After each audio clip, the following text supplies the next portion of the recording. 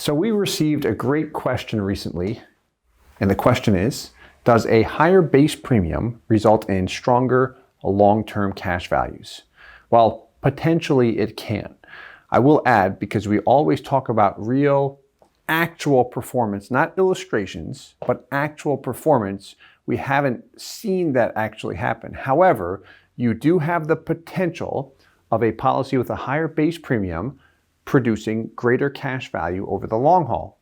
Here's how, is when I take a life insurance policy, so we've got an example of a policy with a 1090 split. So if I'm paying in $10,000 per year, a 1090 split would mean I have a $1,000 base premium and a $9,000 PUA rider. That is really going to beef up the early cash value. I'm going to have between 85 and 90% of my initial payment show up in cash value. Then I've got a 30/70 split, meaning of that 10,000, 3,000 in base premium, 7,000 in PUA. That means I'm going to have somewhere between 60 and 70% in cash value right off the bat. Okay, so this guy, day one, will give me, let's call it $8,500 in cash value, whereas this guy, let's call it, gives me $6,500 in cash value. So the question we received is, hey, this gives me more money up front, but can this potentially give me more money over the long haul? And it's interesting when we hear that, because if I just was earning interest on a bank account, this is going to give me more because I've got more money in there compounding for me. Life insurance is a little bit different. And here's the main thing. So let's assume I have a company that's paying a 6% dividend. We'll assume that their contractual guarantee is 4%. To break down how the policy works here is, if I have a guarantee of 4% and their total dividend is 6%, that means they declared a surplus of 2%.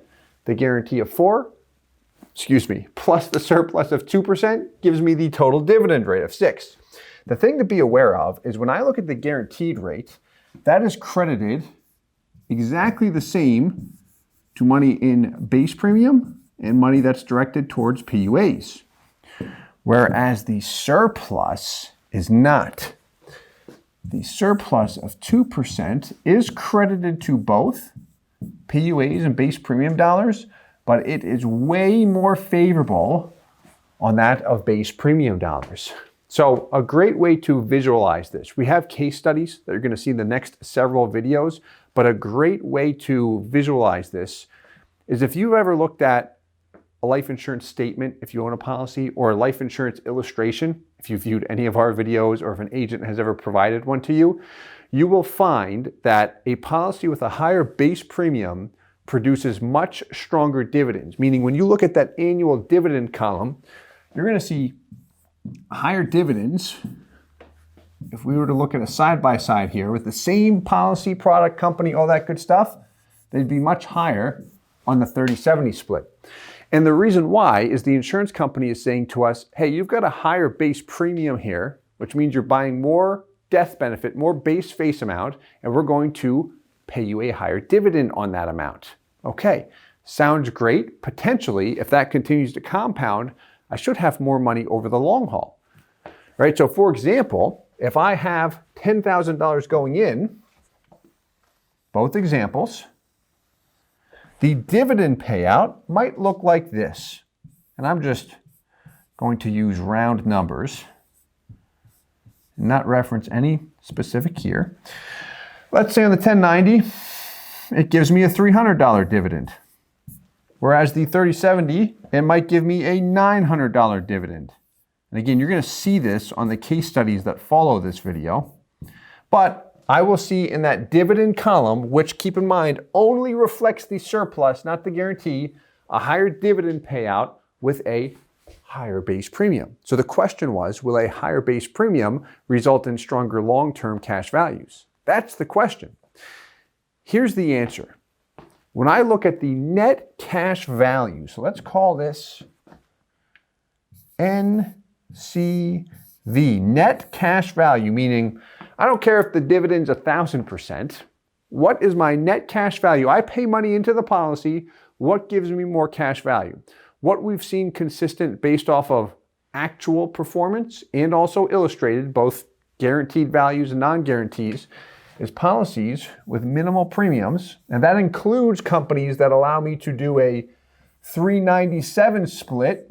If it's a smaller insurance carrier that allows that, I will see stronger cash values with that particular product design.